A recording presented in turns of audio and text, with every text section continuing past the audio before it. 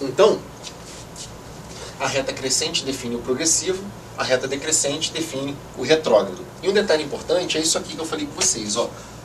Lembra que a gente falou que ao cortar um eixo o outro é zero?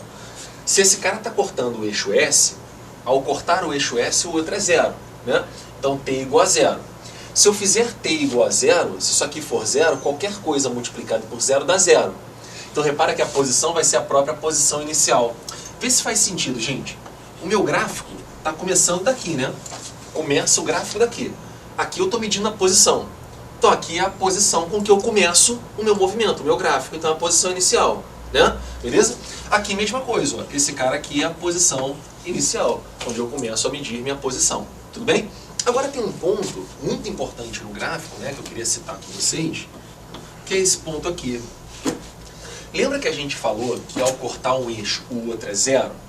Beleza. Agora eu estou cortando o eixo do tempo. Ao cortar o eixo do tempo, eu tenho que fazer o outro ser zero.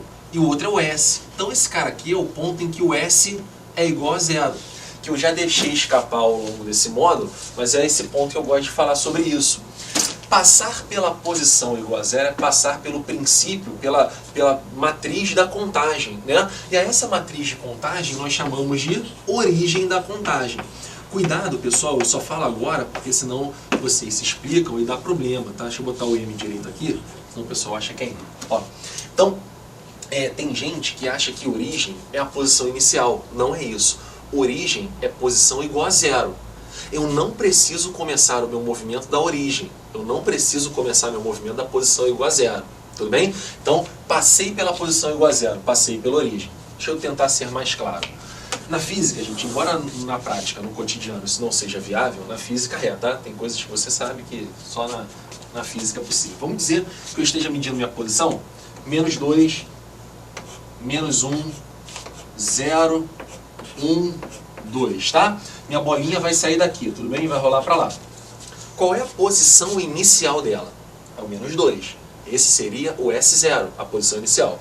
Mas concorda comigo que ao rolar a bolinha, vai chegar um momento em que ela vai passar pelo zero? Então vai existir um instante em que ela vai passar pela origem, tudo bem? Origem, repito, é a posição igual a zero. Tudo bem? Beleza?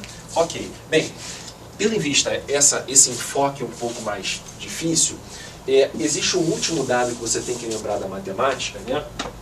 Que é sobre o coeficiente angular, né? O coeficiente angular, lembrando aqui, é esse A, né? E esse A aqui é a velocidade, tudo bem? É o V, né? Então, essa inclinação da reta é mais inclinada, ou seja, eu mudo mais de posição quanto mais rápido eu tiver.